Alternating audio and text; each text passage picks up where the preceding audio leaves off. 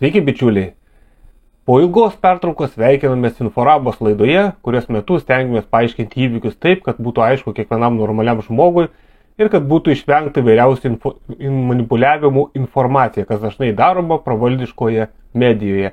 Šiuo atveju dabar turime 3 tokias naujienas, vienas susijusi tiesiogiai su Lietuvos naujienomis, Lietuvos aktualiomis, kita yra susijęs šiek tiek su situacija Gruzijoje ir kita liečia ukrainiečius, kurie gyvena čia Lietuvoje. Pradėkime nuo lietuviškos aktualijos. Šią savaitę čia prieš kelias dienas buvo uždarintas Vaido Žemaičio kanalas, kuris taip ir vadinosi Vaidas Žemaitis, man atrodo, jeigu neklystu, YouTube'yje. Nežinau, kokias ten buvo priežastis, dėl ko tas kanalas buvo išjungtas ar ištrintas apskritai, bet tiesiog tai yra toksai faktas. Tam kanale buvo apie 10 000 prenumeratorių. Ir nepaisant to, kad kaip aš vertinčiau tą Lekstutį, kaip vertinčiau jo tą dedamą kūrybą, ar ten naudinga ar nenaudinga, ar jis man patinka, ar jis man nepatinka, pats principas, kad kanalai galim būti tiesiog paimti ir išjunginėjami, tai be abejo yra blogas dalykas ir be abejo aš tokiams dalykams visiškai nepritariu. Nes kiekvienas žmogus gali, kaip sakoma, save visai realizuoti viešoje erdvėje, o žiūrovai, klausytojai, žiūrovai, skaitytojai, ar nesvarbu kokiu ten pavidalu tas turinys būtų kūriamas, žmonės turi turėti galimybę patys atsirinkti, ką jie nori žiūrėti. Ir kai atsiranda kažkoks didesnis cenzorius, kuris nusprendžia, kokią informaciją žmonės gali gauti, kokias negali, tai be abejo vėlgi yra neigiama tendencija. Na, mano kanaliukas dar laikosi nėra išjungiamas, bet jame stipriai sumažintas matomumas, nes palyginus tiek, kiek aš platinu video ir tiek, kiek realiai paspaudžiu pasižiūrėti, tai be abejo, kai aš šnekėjau su vienu žmogum, kuris tais dalykais biškai orientuojasi, tai sakė, akivaizdžiai pas tai kanalas irgi yra blokuojamas, nes peržiūrų skaičius neadekvačiai yra mažas. Tai kaip sakoma, tas kariukas prieš to žmonės, kurie ten dėsto kitokią negu oficiali informacija, jisai vyksta, tai prieš kiekvieną jis yra taikomas skirtingai. Tai kaip sakoma, vėlgi stengiamasi viešą erdvę padaryti tokią, kad iš tikrųjų būtų galima gauti tik vienintelę valdžios patvirtinta informacija. Ir be abejo, man tokias tendencijos nepatinka, nepriklausomai, kaip ir minėjau, nuo to, kad aš į patį Lekstutį žiūriu, galima sakyti, švelniai tariant, nelabai palankiai, bet pas tas procesas man be abejo nepatinka ir be abejo aš esu prieš šitą procesą. Tai va tokia trumpa įžanga apie tai, kas vyksta dabar Lietuvoje. Na ir pasidomėkime, o kasgi vyksta Gruzijoje. O Gruzijoje vyksta tikrai labai įdomus dalykai, nors aš prieš tai apie tai šnekėjau, bet dabar verta iš tikrųjų dar truputėlį pasigilinti į tai, kas vyksta šią savaitę tenai. Nepaisant vakarų šalių kritikos ir masinių protestų, Sakartvelo parlamentas per antrą svarstymą pritarė prieštaringai vertinamam užsienio agentų įstatymui. Galutinis balsavimas planuojamas gegužės viduryje. Vakar prieš įstatymą nukreiptų protestų metu sulaikyta 10 žmonių. Tbilisio gatvėse vaikydama protestuotojus policija panaudojo ašarines dujas, vandens patrankas ir guminės kulkas. Smurtą prieš demonstrantus šiandien pasmerkė ES užsienio politikos vadovas Žozepas Borelis. ES sako, kad užsienio agentų įstatymas gali atitolinti šalies narystę Eurobloke. Kaip matote šito vaizdo įrašo, iš tikrųjų įvykiai Gruzijai įsisibuoja, nes parlamentas vis dėlto patvirtino tą įstatymo projektą ir turėtų Liepos mėnesį dar papildomai galutinį kartą balsuoti dėl jo. Ir akivaizdu valdančioji dauguma siekia įgyvendinti tą užsienio įtakos agentų įstatymą. Kaip matome iš tų visos viešos informacijos, tai vyksta dideli protestai, kaip teigiama, netgi 100 000 žmonių buvo mobilizuoti, kad Tbilisyje protestuotų per šitą įstatymą. Visos vadinamos opozicijos partijos sukilo, visos visuomeninės organizacijos ir be abejo įsikišo netgi ES institucijos ir tos įkišo savo trigrašį. Toks atrodo keistas dalykas, atrodo paprastas būtinis klausimas, bet kažkodėl susilaukė tiek daug triukšmo. Akivaizdu, kad tikrai tas užsienio įtakos agentų įstatymas tikrai yra reikalingas ir kad tikrai užsienio įtakos agentai veikia pilnu tempu taip pačioj Gruzijai. Kiek aš esu girdėjęs, Gruzijoje yra gal vos ne 15 000 skiriausių organizacijų, kurios vienaip ir kitaip gauna kažkokį finansavimą iš užsienio vadinamų partnerių, tai pagrindė, aišku, iš vakarų struktūrų. Ir joms visoms, aišku, tai yra aktualu, nes jeigu tada tas įstatymas ateina, jie turi užsiregistruoti kaip užsienio įtakos agentai ir tada tokia skleidžiama informacija visi bus šalia užrašas, kad tu esi jau finansuojamas iš vienokio ar kitokio užsienio valstybės ar kažkokio fonduko. Be abejo, tai kažkaip jau tada ne taip paprastas skleisti propagandą. Tada visi žmonės sako, tai šitie apmokami, tai aiškus. Tai be abejo, visi ten tie, kurie yra apmokami užsieniniais pinigais, kovoja, kad to įstatymo nebūtų. Nors logiškai pamačius tai yra labai normalus įstatymas, tikrai žmonės turi žinoti, kas, kaip sakoma, moka pinigus, o kaip žinoma, kas moka pinigus, tas ir užsako muziką.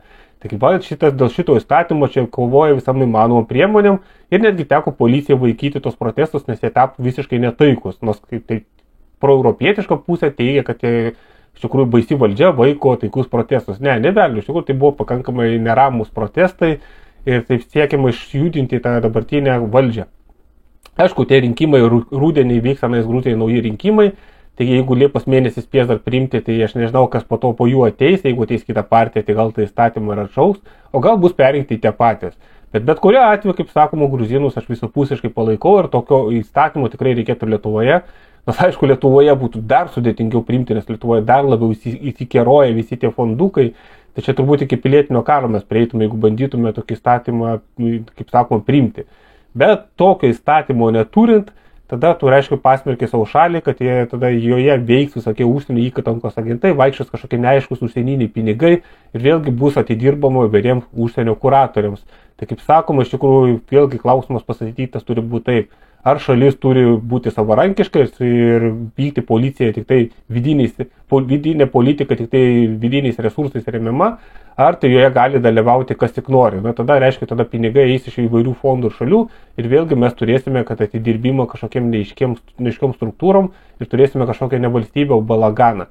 Tai kaip sakoma, linkėjimai gruzinams, tegu kovoja už savo interesus. Na, o mums belieka tik šiuo metu tik tai žiūrėti, mokytis ir mąstyti, kaip daryti Lietuvoje. Na ir paskutinė, trečia tema, tai vėlgi apie ukrainiečius. Ukrainiečių Lietuvoje, kiek žinoma, yra dabar apie 85 tūkstančiai arba ar net 100 tūkstančių. Ir iš jų yra net 29 tūkstančiai ukrainiečių, kurie yra galimi šaukimojo amžiaus. Tai pasme vyrai, kurie gali eiti į frontą. Ir ką apie tai pasisako mūsų dabartinis prezidentas Gitanas Nausėda. Paklausykime. Ukrainos vyrų gražinimas į Ukrainą tam, kad jie galėtų būti mobilizuoti. Ar Lietuva turėtų ieškoti galimybių tą padaryti?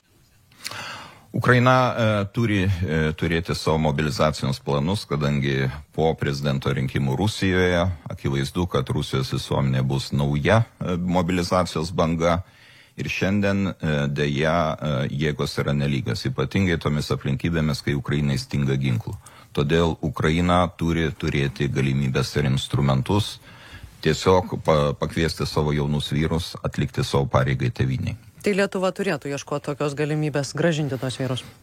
Mes turime bendradarbiauti su Ukraina visomis prasmėmis.